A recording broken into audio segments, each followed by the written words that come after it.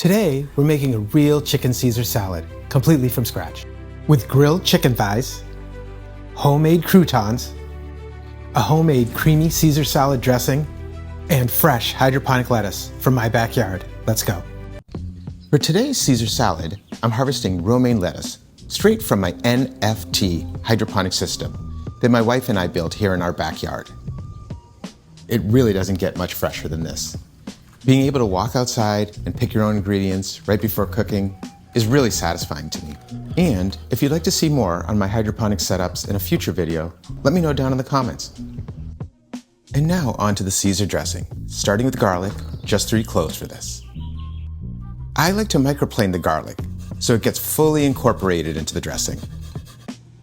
And next up are the anchovies. I'm adding a little salt here to help break them down into a paste. You can chop them with a knife, but honestly, I usually just mash them with a fork. It's quicker and easier. If you don't have a fork, I'll leave a link in the description below.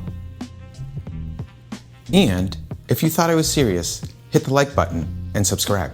Now don't worry, you're not really going to taste the anchovy in the final dressing.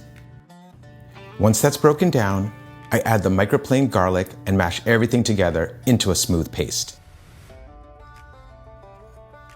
Next, I need 2 egg yolks. I like to pay my chickens up front, and I pay them handsomely for all of their efforts.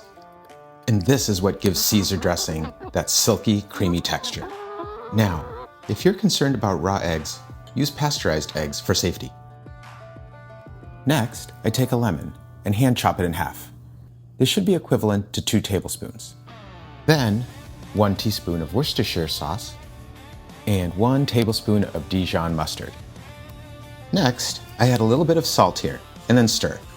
But not too much salt, because the anchovies already bring the saltiness, and so does the Parmigiano Reggiano we're adding later. Next, I'm going to grate about 3/4 of a cup, or roughly 70 grams, of real Parmigiano Reggiano. Make sure it says Parmigiano Reggiano on the label. And now we're going to build an emulsion, which is just a fancy way of saying we're getting oil and the acidic ingredients to combine into one smooth, stable sauce, instead of separating. Here, I'm using 1 cup of vegetable oil and 1/4 cup of extra virgin olive oil. And on the acidic side are the things like the lemon juice and the Worcestershire sauce. Now, the egg yolk and the Dijon mustard act as the emulsifiers. They basically bridge those 2 worlds to get everything to come together. As I start adding the oil, I'm going to pour very slow while whisking constantly.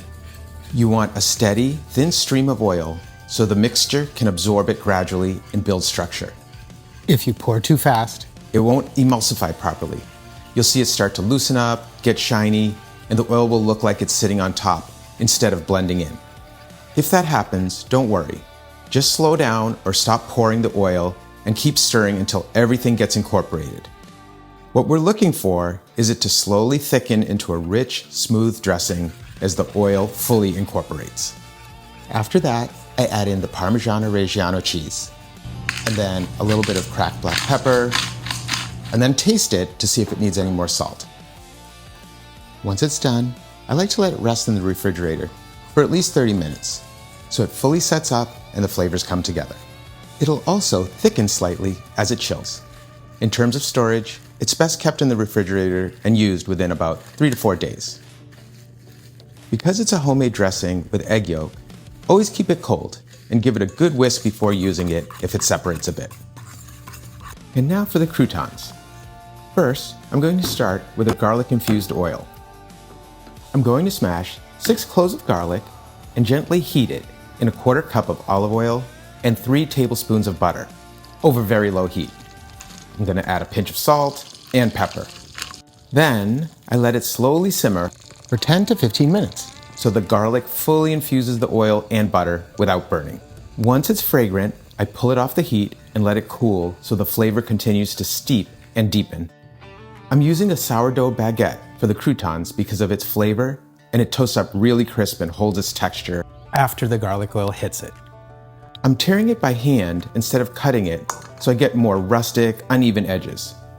Those little rough surfaces actually catch more of the oil and crisp it up better in the oven. Another option I like is 3/4 of a loaf of French bread. It works well because it's a bit softer and lighter, so the croutons come out more delicate and airy. Sourdough gives you more crunch and chew, while French bread gives you a lighter, more tender bite. Both are good options. Once the oil's done cooking, I strain it right over the torn bread so it soaks up all that garlic-infused flavor. Then, I give it a good toss in the bowl, letting every piece get coated. The strainer catches all the garlic and the peel, so I'm left with just that clean oil and butter going onto the bread. Then, I'm going to place it on a wire rack on a sheet tray. I hit it with some Parmigiano Reggiano, and then place it in the oven at 300 degrees Fahrenheit for about 20 to 30 minutes, just until they're golden and crisp. If you like them a little darker and extra crunchy, you can always leave them in a few minutes longer. And now for the chicken. I'm using chicken thighs instead of breast here. They've got way more fat and, in my opinion, more flavor, and they stay way juicier on the grill. I like to trim off any loose fat just so they cook a little cleaner, but I still leave enough for flavor. I like to season them with Meat Church's Holy Voodoo. This is one of my favorites on poultry. I'll let that sit for at least 15 minutes, so the seasoning really adheres. For the grill, I'm lighting a full chimney and waiting until the coals are fully ashed over. That's when they're ready. Then, I'm using my Weber kettle, setting the coals to one side for indirect heat. I'll cook these indirectly, flipping and rotating so everything cooks evenly. I usually try pulling them around 155 to 160 degrees, then I'll move them over to the direct heat, just to finish and get that sear, bringing them up to about 170 to 175 internal. 165 is a safe temperature for chicken, but with thighs, I like to go a little higher, around that 170 to 175 range. That's where the fat renders and the connective tissue breaks down, so you get a much juicier, more tender bite.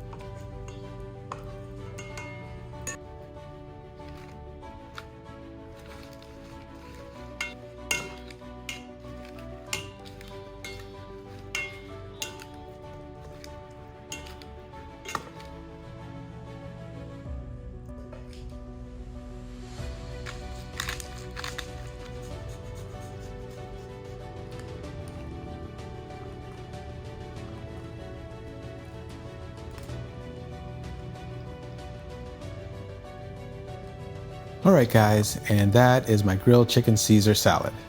This one's really become a favorite around the house. The hydroponic lettuce is extremely fresh and crisp. My kids love the homemade croutons, so make extra because people are going to snack on them without the salad. The dressing is great, and the grilled chicken with the Holy Voodoo is fantastic. And once you make a Caesar salad from scratch like this, it's really hard to go back. And even if you don't do the whole recipe, just making your own dressing or homemade croutons, even that can completely change a salad. I really appreciate y'all for watching, and I hope you give this one a try. If you enjoyed the video, make sure to like, subscribe, and leave a comment. See you on the next one.